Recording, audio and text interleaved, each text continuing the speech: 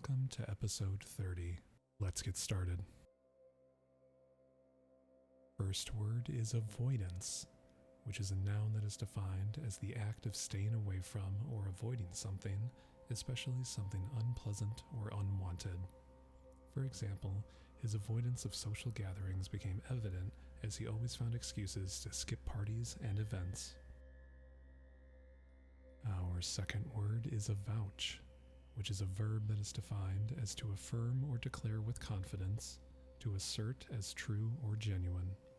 For example, the witness was ready to avouch the accuracy of his testimony in court. Our third word is avowal, which is a noun that is defined as a formal or public declaration, a statement of acknowledgement or admission.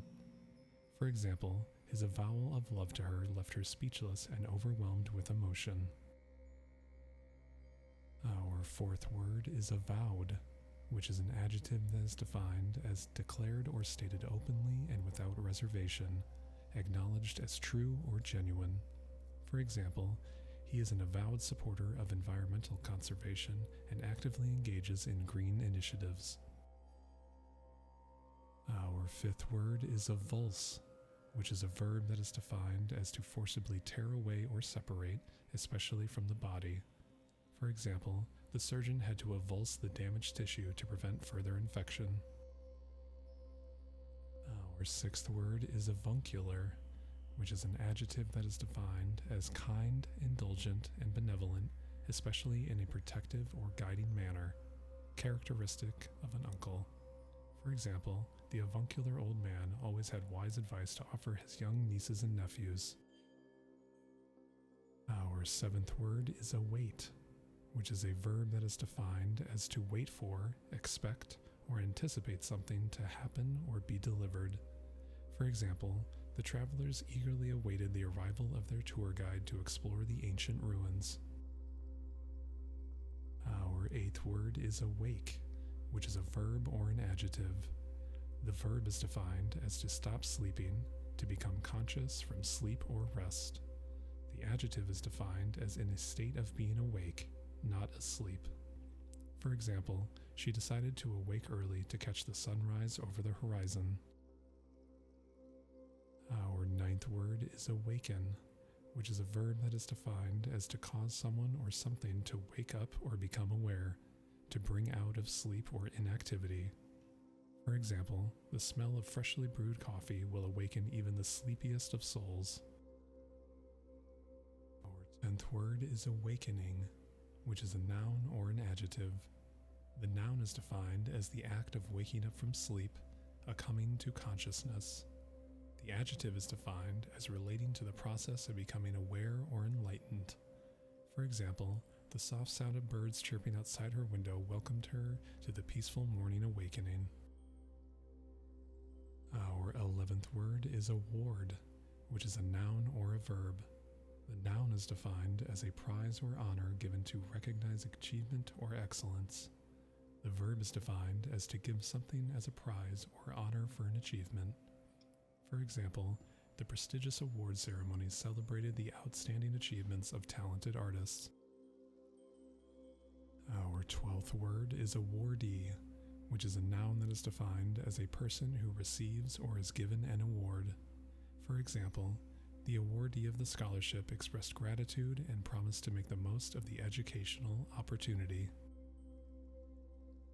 Our 13th word is aware, which is an adjective that is defined as having knowledge or perception of something, conscious or mindful of a fact or situation. For example, she was aware of the potential risks involved in the adventurous expedition. Our 14th word is awareness, which is a noun that is defined as knowledge or consciousness of a particular fact or situation, the state of being informed or observant. For example, the campaign aimed to raise awareness about the importance of environmental conservation. Our 15th word is awash, which is an adjective that is defined as covered or flooded with water, overwhelmed or saturated by something, often in a negative sense. For example, the streets were awash with heavy rain, making driving difficult and dangerous. Our 16th word is away, which is an adverb that is defined as at a distance from a particular place in another location, not present or available. For example, he had to travel away for work, leaving his family behind for a few days. Our 17th word is awe, which is a noun or a verb. The noun is defined as an overwhelming feeling of reverence, admiration, or fear, often mixed with wonder or respect. The verb is defined as to inspire or fill with awe. For example, standing before the majestic waterfall, she felt a sense of awe and humility in the presence of nature's grandeur. 18th word is awed, which is an adjective that is defined as filled with awe or wonder, impressed and amazed by something remarkable. For example, the audience was awed by the breathtaking performance of the acrobats. Our 19th word is awesome, which is an adjective that is defined as inspiring awe, extremely impressive, excellent, or formidable. For example, watching the spectacular fireworks display was truly an awesome experience. Our 20th word is awestruck, which is an adjective that is defined as filled with or struck by a feeling of awe, overwhelmed with wonder and admiration. For example, as she stood beneath the vast starry sky, she couldn't help but feel awestruck by the universe's beauty. Our 21st word is awful, which is an adjective that is defined as extremely bad, unpleasant, or disagreeable. It is also defined as inspiring fear or dread, terrifying. For example, the storm brought with it an awful torrent of rain and wind, causing widespread damage. Our 22nd word is awfully, which is an adverb that is defined as in a manner that inspires fear, awe, or dread, extremely or excessively. For example, the storm was awfully fierce, with thunder and lightning shaking the entire neighborhood. Our 23rd word is a while, which is an adverb that is defined as for a short period of time, temporarily. For example, she rested a while before continuing on her journey. Our 24th word is awkward, which is an adjective that is defined as clumsy or lacking coordination in movement. It is also defined as embarrassing or causing discomfort, socially uncomfortable.